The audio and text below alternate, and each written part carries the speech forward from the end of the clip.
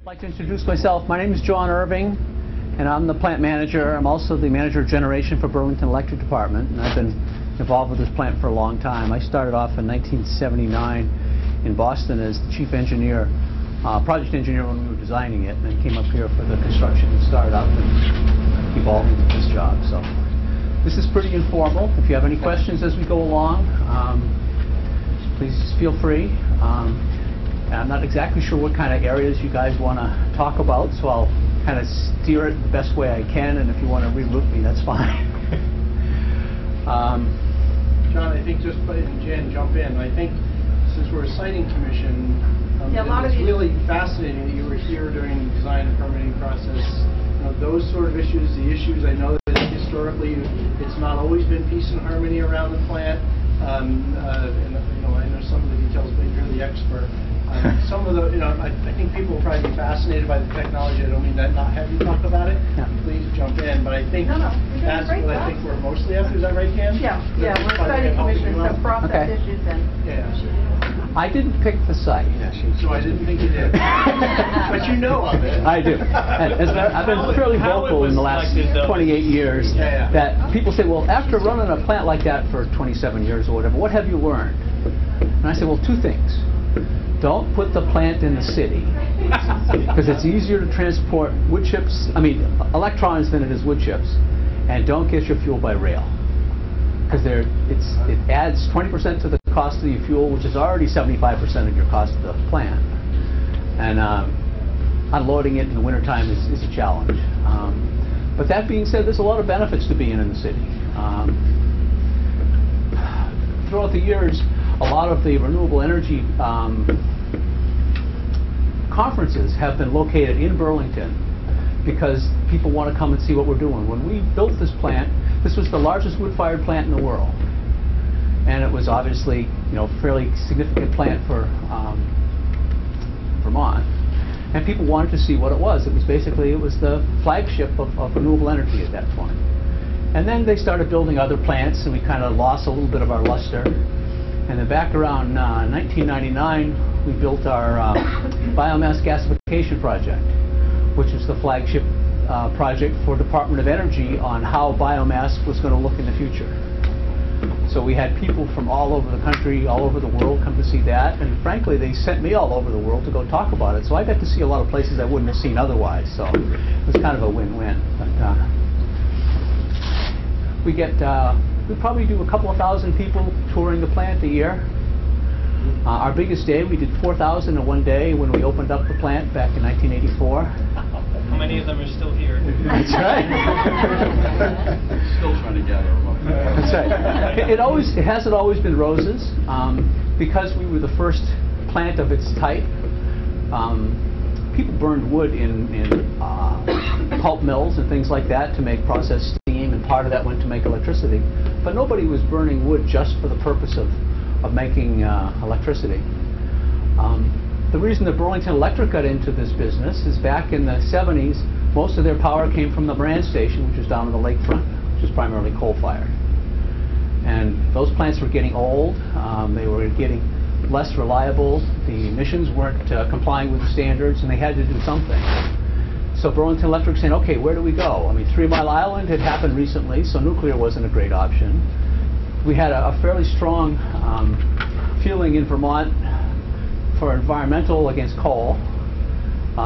Oil at that time was $25 a barrel, which seemed outrageous, and the sky was the limit, and there was not an adequate supply of natural gas to the area. And frankly, wind had not been developed on a commercial scale the size they needed.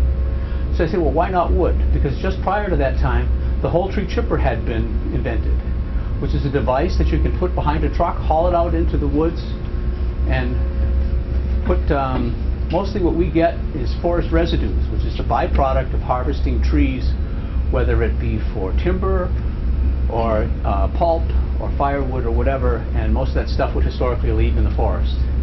And those things can be fed into one of these, or if you're doing a clearing for a shopping mall or something, you can feed entire trees in there that are up to 2 feet in diameter, and it'll chew up a tree that's 60 feet long in a minute.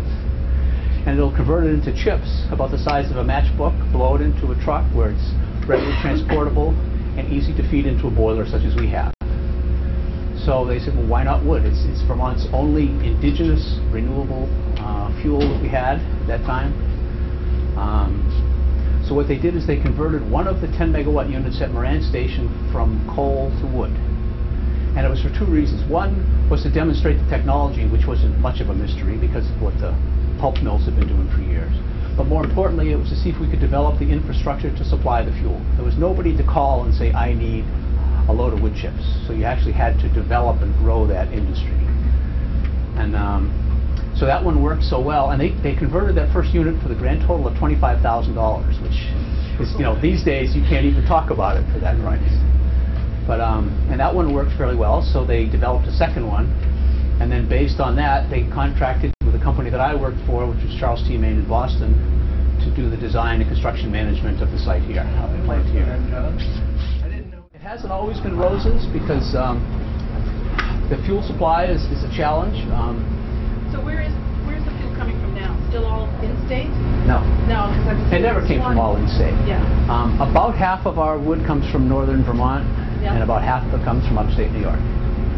When we applied for our Act 248 permit, the Public Service Board looked at the number of trucks we were going to have, because you only put about 20 minutes consumption into one truck, so you get a lot of trucks. And Winooski was concerned about it because their downtown was more congested than it is now. And most of those trucks were going to come through Winooski because it's the most immediate access from the interstate. So they objected, and the state and the Public Service Board said, if you're going to build that in Burlington, you have to get 75% of your wood by train. So we had to build a satellite rail facility up in Swanton, which is located because it's close to the northern Vermont and also upstate New York, near where it comes across the bridge. And then that wood is accumulated there. We hire a crew to take care of that. And then about 4 or 5 days a week, a crew there will load our wood chip cars. We have 21 rail cars. Each car holds 75 tons of wood, which is about an hour's consumption. And they come down here and we unload it here. Most of the time the plant has been here, it's been economically dispatched. The price of power varies every 5 minutes. It costs more in the winter and the summer than it does in the spring and the fall. It costs more during the daytime than it does at night. As engineers, one of our downfalls, I think, is that we have not been able to figure out a way to store power efficiently and effectively. So basically you have to have just as many megawatts being produced as people are using. And it goes like this. So what we would do is put in a bid to the pool saying this is what we're willing to sell power for. Typically, we would start this plant up about 200 times a year because we'd come on basically every weekday in the morning and shut down every weeknight. And at night we could buy power for cheaper than we could generate it. At this point in time, we can run 24 hours a day because the price of energy is up, and we now produce renewable energy credits, which allows us to help in that area as well. But it's hard to get the wood supply to go like the electricity requirement goes. So we're usually somewhere between having too much wood and not enough. But so that's kind of like the big picture. And if I throw this open to questions so I know what areas you guys would like to talk about. Yes? How does wood get in the railway cars? With big front-end loaders. Yeah. There's a pile up there. We can hold as much as 35,000 tons of wood in St. Albans. The rail cars are at one end of the site. There's a ramp going up to it. The front-end loader will grab a scoop and fill up each rail car. Once that row is full, they can move the train ahead and load the next 4 or 5 cars and do it that way. They start loading at 4 o'clock in the morning, and we usually see them here at noon. One of the more embarrassing parts of the plant is when we first got our first shipment of wood chip cars, of wooden wood chip cars. And we had a very zealous HR guy at the time. It was Alan Yandel from Vermont Lottery. And so he called the papers and radio and the televisions and all that, and I went home that night and turned on the 6 o'clock news, and it was horrible. And here we are with Burlington Electric's brand new wood chip cars are coming in, and they all painted up, and they say Burlington Electric on the side of them, and they're full of chips.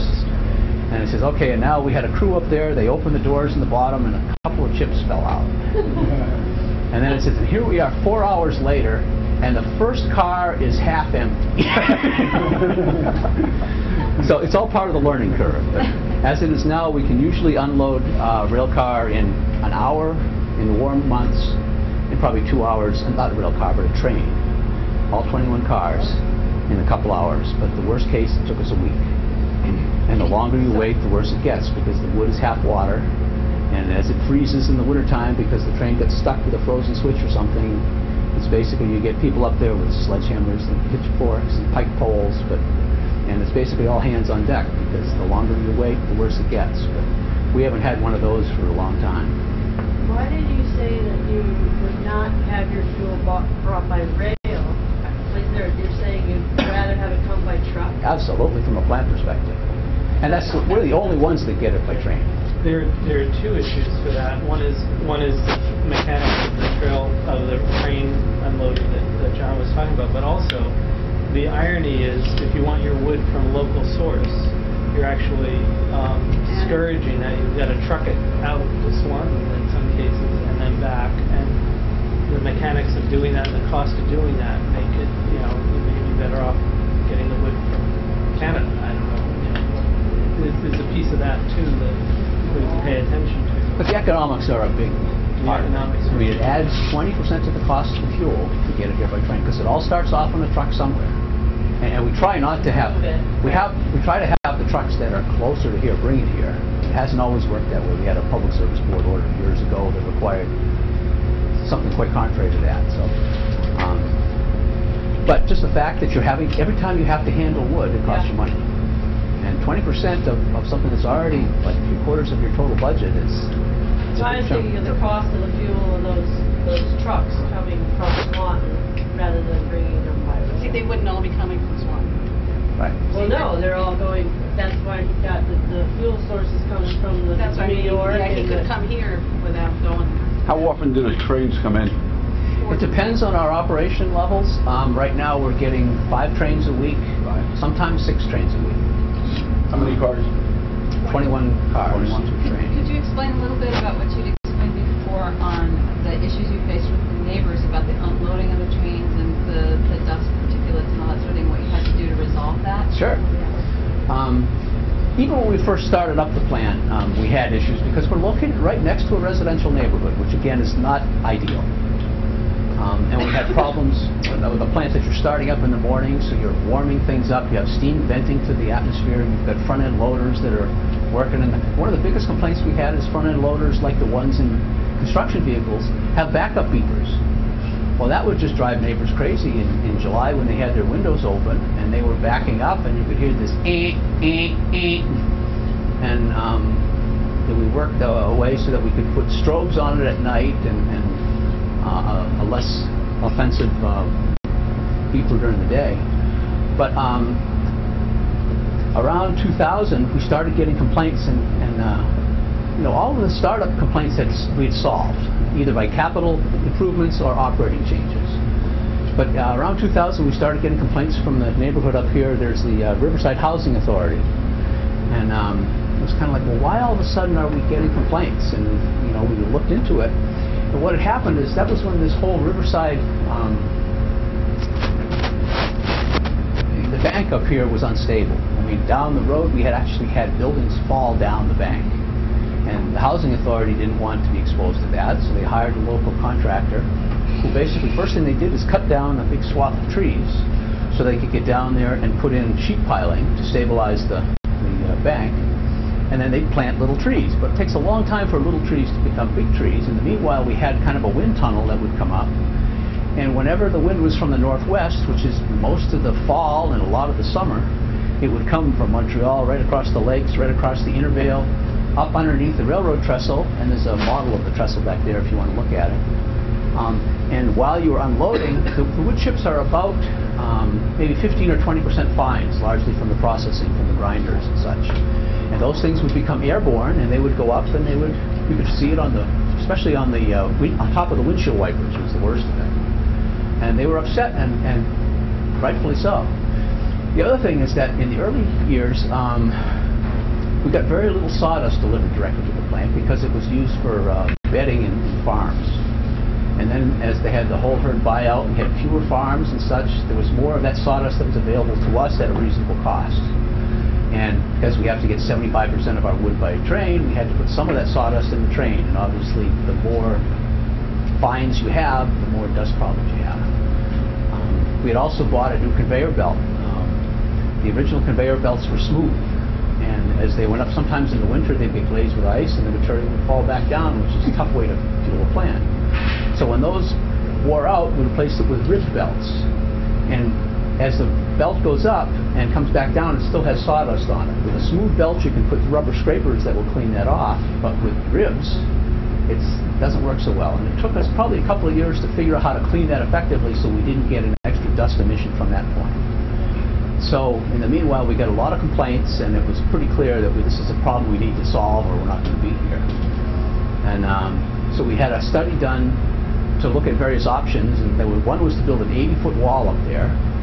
Another was to put an enclosure over the top of it, kind of like what we ended up doing, except it was totally enclosed. But because it was enclosed and you had to have people in there, you had to have lighting and dust collection and all that, and ventilation. So, and that was going to cost like $3 or $4 million. And at the time, that was when deregulation was rearing its ugly head, and people were afraid that none of the utilities are going to end up owning any of the generating plants. So our owners were not too interested in spending $3 or $4 million in a plant that either wasn't going to run or someone else was going to own. So we worked with a local contractor and designer to design this. The previous attempt had been to put up a dust screen. Technology we got from New Zealand, where basically it acts like a snow fence. So as the wind goes through the fence, it slows down in velocity enough so that you don't entrain the wood chips or wood dust. So we already had that on the front wall, so we incorporated that into the overall design. So it made the facility cheaper, it made it lighter during the day, it made it more ventilated, that type of thing. So we were able to get a quote from a local contractor to build this facility for $1 million, which still was going to be a lot to sell to our owners. But we found a program through the state called the Rail Siding Fund, which basically allowed you to, if you did anything that was going to prolong the existing use of railroad or to add additional use of railroads, the state would pay a third, which they thought was a worthy cause, but they said the way it works is you as a customer have to pay a third, and the railroad has to pay a third. And so I went to the railroad, and they said, well, I convinced them that basically if they didn't do this, we weren't going to use them they weren't going to be their customer anymore, and we were their largest customer.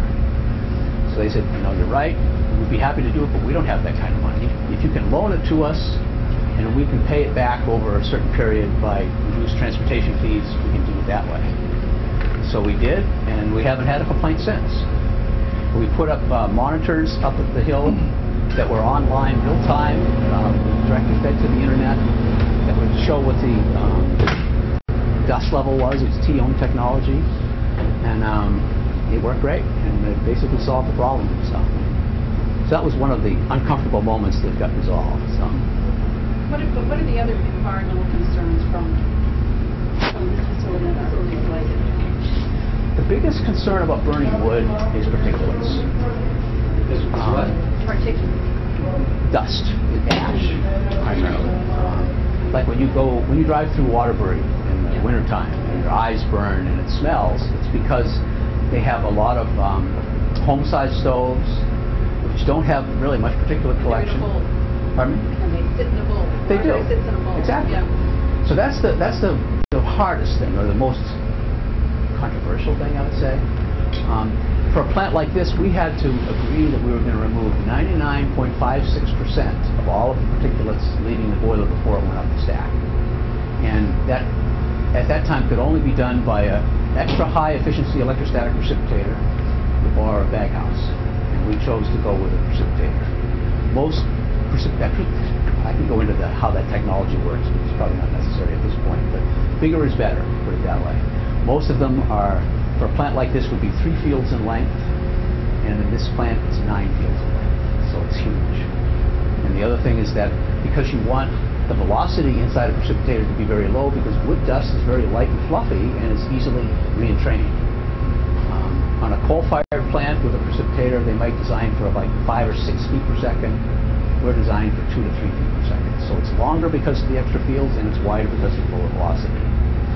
And when we actually operated the plant, and we have to do a testing to show that it meets its performance, typically we operate at 1/10 of what the state requirement is, which at the time we permitted the plant was 1/10 of what the federal requirement was. So we were operating at 1/100th of the particular emissions of the feds at that time. Some of the other things, SO2 obviously is not a problem because there's really no sulfur in the fuel, or a minimal amount. There's NOx, nitrogen oxides, which is basically a precursor to greenhouse gas or global warming. When we got our original permit, we had no NOx limit in it. We didn't even have to measure it because A&R thought, NOx is a vehicle problem in Vermont, not a power plant problem. And the Sierra Club sued the state for giving us a permit without that conclusion, so we ended up with one in the judges' chambers. And it was my guess as to, I was the one who had to guess what it should be, and there really wasn't much to base that on. But it was pretty close. I mean, we ended up with a limit of 0.2 pounds per million BTU from a boiler that wasn't designed to be low NOx. So, and in 2008, we voluntarily spent $12 million to put in a system to reduce that NOx to less than half of what it had been historically. And the benefit is, first of all, it's lower emissions. Second of all, it allowed us to qualify for Connecticut Class 1 renewable energy certificates. At the time, we were eligible for Class 2, which we're selling for about 50 cents per megawatt hour, and they would then go up to $50 per megawatt hour, so it's 100 times the value. And when we went to the residents of Burlington, we went to all of the neighborhood planning authorities to tell them it was coming up so they wouldn't be surprised by it. And saying, the good news is it's going to clean up the air, and bad news is the plant's going to be more economically viable, so you're going to see more wood trucks, more wood trains, more ash trucks, all that stuff. And we think that the renewable energy credits will pay for this facility, the improvement, in about 3 years. In real life, we did it in a year and a half. And what would amaze me is that when the vote came, 92% of the people that voted in favor of that project. And it's pretty hard to get 93% of Burlingtonians to agree on anything. But that was the next major thing, was the NOx. There's also issues about the CO2 balance. Historically, I mean, when we designed the plant, CO2 wasn't even a question. I mean, that's just what happens when you burn stuff. And then there became concerns about CO2 as a global warming issue. And so looking at some of the different scientists, and particularly the National Renewable Energy Laboratory, and they feel, well, sure, when you have wood that's 50% carbon on a dry basis, and you burn it, that carbon becomes CO2, which goes up the chimney. So it does have a net emission of CO2 going up the chimney. On the other hand, if that tree dies in the forest and decomposes, it turns most of the CO2. So you basically end up the same CO2 as you would have otherwise, except you're generating power, which hopefully offsets some kind of a net increase of CO2, like coal, oil, gas, or whatever that's safely locked up in the earth, and you're no worse off. If that wood is converted to furniture or a tree or something like that, you back up for about 80 years, which, from a geological perspective is a blink. But it's going to end up, or historically would end up, in a landfill. And when that stuff decomposes in the landfill, it basically decomposes to methane, not CO2, because of the lack of air. And methane has got 21 times the greenhouse gas equivalent. So depending on where you're getting your fuel, you could be net negative. Until these guys in Manomet kind of messed with the calendar. I don't know. They assume that you start at where the wood is going up the stack, and then you have to grow trees to bring it back down. So it's all in the semantics. So that's the third biggest thing. And also how it's harvested. Wasn't I had heard of that posters, showing deforestation. There were as I've been told, I wasn't here at the time, but I've been told that was a huge concern. That's what in the initial plan, that was the big fight. And it was a valid concern. I mean, that's exactly what we in Vermont did 100 years ago. Right, but are we using best practices to harvest to get? You're taking the stuff that's left. Can you talk about why it's not being used for heat? Why it's not being used for heat? Yeah. Wasn't there an initial plan to have it be cogen, and that has never happened, and then it's... Right, the original design of the plant incorporated the ability... Right now, the way we make electricity is we take water, we put it into a boiler, we turn it into steam, and we run it down through a steam turbine, which looks like this inside, and the steam turns all of these blades and drives a generator and creates electricity.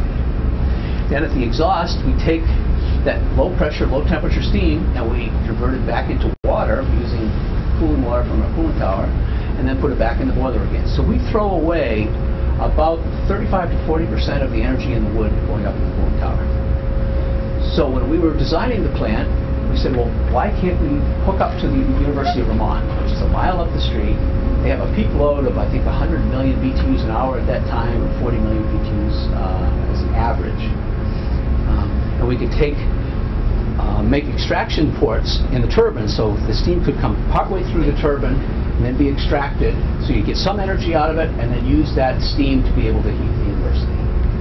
And the thought was, well, because we knew we were going to be dispatchable and not operate 100% of the time, there was also a trash burner that was going to be built over here by the farmhouse. And that basically got killed for not technical reasons, let's put it that way. So that didn't really give a lot of incentive to do it. But we have done 4 different studies over the years, and we're doing one right now, to how can we use district heating from McNeil. The first 3 studies all involve the University of Vermont. And frankly, there was a lot of pushback from the folks in the facilities area at the University of Vermont for doing it. And it was, first of all, if we're supplying the heat, then we don't need people in the steam plant up there, and there are jobs at stake, which is true. It's part of the economics. There's no sense staffing 2 steam plants. And the other thing was it was different. I mean, they were at that time heating half of the university with 200-pound steam, and the other half with 375-degree water. And they kind of knew how that worked. And in spite of all of the knowledge that we've received from Scandinavia that this is Civil War technology, we shouldn't be doing it. We should be using 250-degree temperature water, which gives you a lot lower maintenance on the pipes, gives you a lot more. You could extract more electricity out of the steam before you send it away, or the heat before you send it away. So in this last round, we were approached by a couple of folks from Burlington that said, and this is when energy prices were going sky high, and they said, we got to look at this again. And we're still looking at it. Matter of fact, I was up visiting the hospital last week to see how we could tie into them. Whatever you do, you have to have a backup, because no boiler is 100% reliable. So you have to have something that, what happens when this breaks or you take it out of service. So that will be part of the picture. We had a study done last year by Evergreen Energy. They're the ones that operate the largest biomass cogeneration facility in the country out in St. Paul, Minnesota. Which is funny, because 10 years ago they came to us to learn how to burn wood so they can convert their coal-fired system to a wood-fired system. And now we're going to them saying, okay, it's payback, Yeah. And they've been great. But it's very capital cost intensive. And it's also disruptive when you've got to dig up the roads to put up these big pipes. Yes? For comparison, John, what's the BTUs going up in steam out here compared to what the university needs on the average? I think you said they need 40 million BTUs on the average an hour. 40 million BTUs an hour. And how much heat are you losing here? 200 or 300 million. Oh, geez. But it's at 90 degrees Fahrenheit. So is that the reason, because we visited a natural gas plant a little while ago, and their steam was used to generate more electricity, and someone said that yours isn't hot enough to be able to do that? Is that why? This is not. What they're doing, they're exhausting combustion gases from their combustion turbines at close to 1,000 degrees. Right. And 1,000 degrees then put into a boiler to make steam, or and ultimately, well, just steam. So they have a much higher temperature, but when your end product is 90 degrees, I mean, we had a study done last year, actually by a senior project at UVM, about taking warm water from here and bringing it down to the Intervale to be able to heat greenhouses in the winter time so they could have a longer growing season. And you can do it, but because it's such a large flow of water that's required, you don't want to have it too far away. And it just boils down to economics. I mean, just to put the piping system up to Burlington, what we're looking at now, we had them price out 3 different systems. One was to go from here up to basically the state buildings and federal buildings up downtown. And then the next stage was to branch out and do the rest of the downtown area. And the third stage was to branch out to the hospital and Trinity campus. And it was like, oh God, I forget, $25, $35, and $45 million for those 3 steps. And it's the reason that we were having a study done is we thought, because it's such a difficult financial step, we need some help, and maybe stimulus money would be available to do that. So, or renewable energy federal tax credits, that doesn't apply? It doesn't help Burlington Electric any, because we don't pay taxes. So it's So, you know, when John said one of the concerns was, you know, don't put a plant in the city, it's actually opposite for that type of issue. I mean, the fact that they're investigating it, you know, they're still working on it, but there's no possibility when you take a Rygate and stick it out in the middle of nowhere to heat anything. Right. So, you know, one of the dilemmas from a siting commission standpoint is, it would be easier for them to have this be in the middle of nowhere where there were no neighbors, you know, the dust wouldn't have been an issue, the noise, the trains, the trucks, and yet, then, you know, the capacity and ability to do something else with the waste heat is not available. The other example that, John, you could probably talk to, that I'm sure you were involved in addition to just heating a bunch of facilities, there was a lot of proposals to create eco-parks down here of businesses to create a closed-loop, sustainable business venture like people in Rutland. But we could do that in Rygate.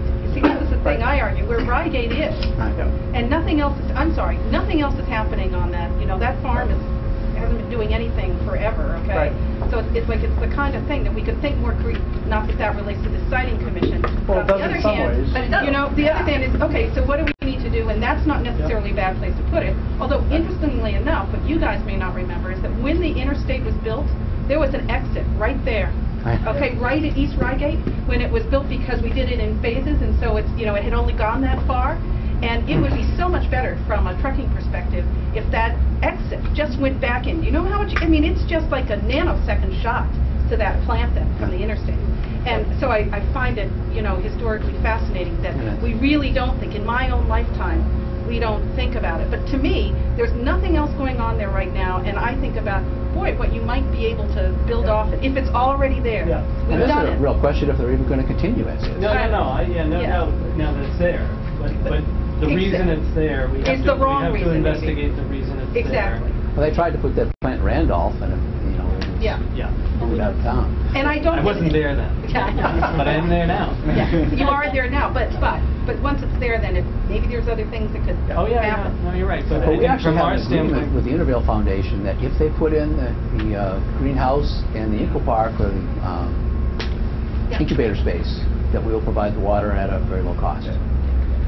So you'd asked a question about best practice forest management plan? Yeah, just as, you know, as we do these things, you know, to counteract. So the way it worked with the older plants is they have a forest management plan that they work with our Fish and Wildlife Department, ironically, as opposed to... So do we. Well, that's what I mean. You work with Fish and Wildlife on it. They go and sort of inspect the practices to make sure it complies with the CPT requirements. Now with the new biomass plants that are being proposed, what was done back then, we've learned a lot from. So it was very much best practices at the time. Right now, we'll be looking at something somewhat different. But those best practices, if I understand it, is like stream alteration it looks at water soil quality, destruction, but but it's not so also much about carbon neutrality. It's and not carbon, it's steam. habitat. That's why it's fish and wildlife. Because you need a certain amount of that woody biomass to remain in the forest, to create cover and, you know, and But we had best forest practices, or the forestry department did with, I mean, with they had foresters AMPs, that are... acceptable management practices. Exactly, that That's right. weren't, And so- are required, but weren't... AMPs are part of it, but then there's this other layer where, and I don't know if you want to talk about So I think Yeah. the distinction is, since this fuel is going to a commercial industrial activity that's regulated through the Public Service Board, there's an opportunity for a different standard. It's a new demand, a high volume new demand for poultry harvesting that might not otherwise exist through other timber harvesting practices. So the idea is, let's look at the whole suite of impacts and see if we can compel best practices. And in the past, it was focused primarily on wildlife habitat. And now we're looking at also forest health, soil productivity, retaining nutrients. And looked at this, because the Northern Yeah, Forest Center has yeah. been looking at the Yeah. practices related to biomass for the Right. forestry, So- to tie it in. So our Forest and Parks Division, working with Fish and Wildlife, has been spending a lot of time trying to figure out what those look like. And practices that are still economically viable and are still doable in the field so that operators can read them and understand them and actually implement them. But getting back to Gabe's question, I mean, that was a huge issue when we were permitting the plant. Yeah. These posters were all over town. And it had happened before. And at that time, in 1984, Vermont was about 80% forested. There's probably people in this room that know these numbers better than I do. Yep. And since that time, since we